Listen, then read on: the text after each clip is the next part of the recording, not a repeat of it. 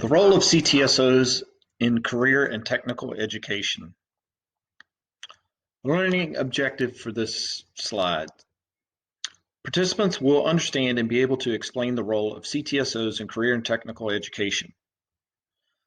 The lecture outline for this is define CTSOs, describe the mission and purpose of CTSOs, review the background of CTSOs, explain the different CTSOs offered in the CTE program alignment, and identify the roles of CTSOs in CTE, and discuss the barriers of CTSOs. What are CTSOs? CTSOs are career and technical student organizations. They are recognized by numerous state departments of education as an integral part of career and technical education. For an organization to become a CTSO, specific criteria must be met. Mission and purpose.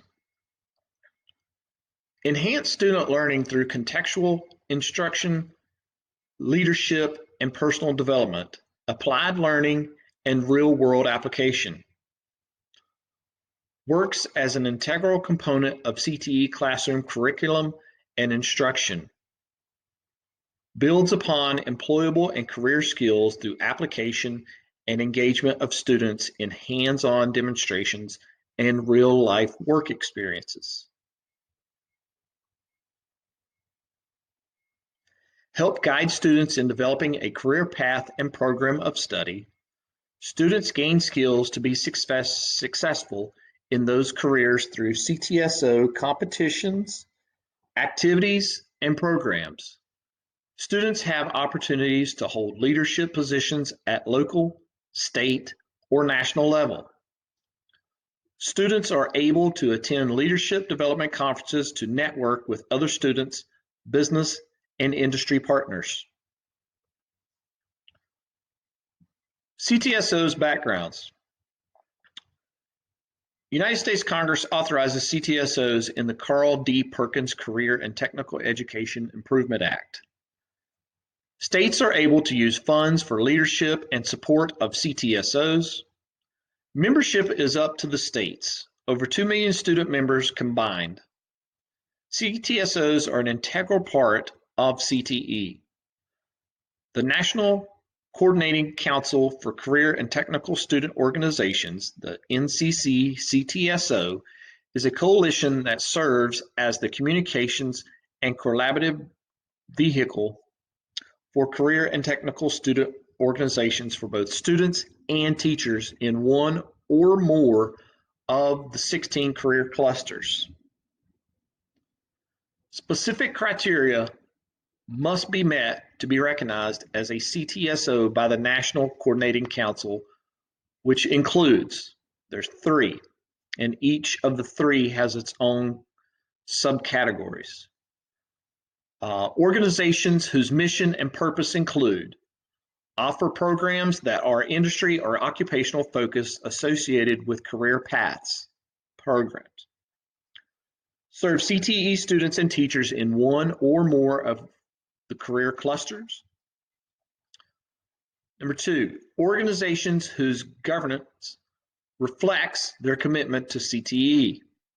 Incorporation as a 501 non-for-profit corporation in the U.S., organize themselves into state geographic units, have substantial representation on their board of directors from CTE teachers and administrators.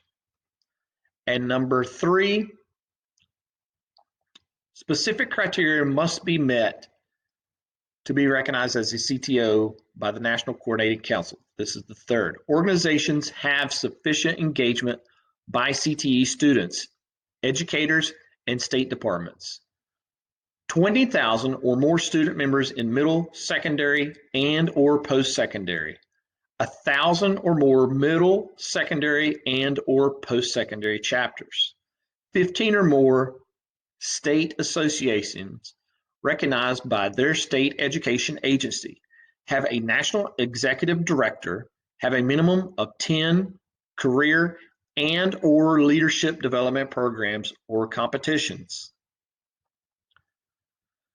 CTSO backgrounds, career and technical student organizations. There are 11 organizations, 8 are current members. Business Professionals of America, BPA, DECA, Future Business Leaders of America, National FFA Organization, Family and Career Community Leaders of America, FCCLA, HOSA, Future Health Professionals, Skills USA, and Technology Student Association. The 3 affiliates are the Association for Career and Technical Education, the ACTE, and National Association of Secondary School Principals, the NASSP. Advanced Career and Technical Education, State Leaders Connecting Learning to Work, formerly the NASD-CTE. All right, the BPA, the Business Professional of America, aligns with the Business and Management Administration, Finance, and Information Technology. It has over 45,000 student members. It has 1,800 chapters across 25 states and Puerto Rico. This is the only one not offered in North Carolina. DECA, Career Cluster, is business management and administration, finance, hospitality and tourism, marketing. One of 2 CTSOs that are international. It consists of 215,000 members across 3,500 chapters, all 50 states, and in countries such as China and Germany. FBLA, the Future Business Leaders of America, aligns with 10 career clusters: business management, administration, finance, information technology, and marketing. 230,000 members at the high school level. Has 5,300 chapters across all states. The National FAA organization, previously known as the Future Farmers of America, aligns with the Agriculture and Natural Resource Cluster. There are over 8,600 chapters across all 50 states, 669,000 members. The FCCLA, Future or Family, Career, and Community Leaders of America, gives students skills not only for career and for family and community. 160,000 members in 5,300 chapters across all 50 states and some U.S. territories. HOSA aligns only with the Health Science Cluster. Over 200,000 members in 3,500 chapters in all 50 states. Skills USA, formerly known as the Vocational Industrial Clubs of America. Over 360,000 members, 19,000 chapters in all 50 states. Technology Student Association, only career cluster focused on the STEM program, science, technology, engineering, and mathematics. Over 250,000 members in 2,000 chapters across all states. The CTSO's role in CTE. Students have a higher academic engagement and motivation. Students often develop soft skills important for employment, raise educational aspirations, further goals outside the classroom by the student that are developed in a CTE course. Students are able to network with other students that share the same interest. Students develop leadership skills.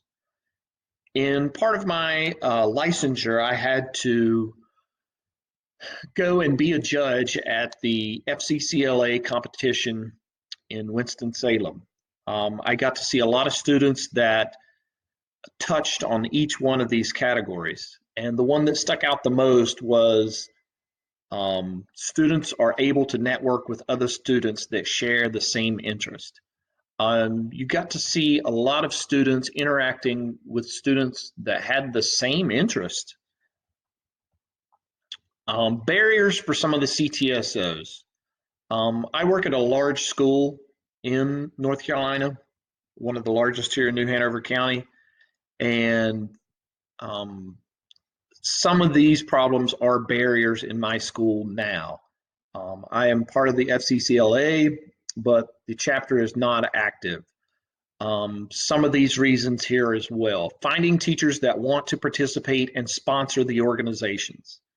Motivating students to want to participate. In a large school, it's tough to find that group of students that are willing to. And then finding room to gather and competing with sports and other extracurricular activities for after school time for students. This is a problem because if your organization is very large, you can't hold more than 20, 40 students into a classroom. There's just not enough room. Gyms are being used by sports. The other rooms are filled with their organizations. Not a designated time for clubs or organizations to meet. Restrictions in regards and raising money for the organization. Like fundraisers is a big problem with this because of the child nutrition. You can't do like bake sales, candy bar sales, that type of things before lunch. They can only be during a certain time period. They can't be after school. Another big issue is limited transportation and financial support for students that cannot pay the extra few dollars it is to be in an organization. If you were to have a school meeting after school, how are those students going to get home? It's up to the teacher to find transportation for the student to get home if they're going to stay after. And receiving support from administrators.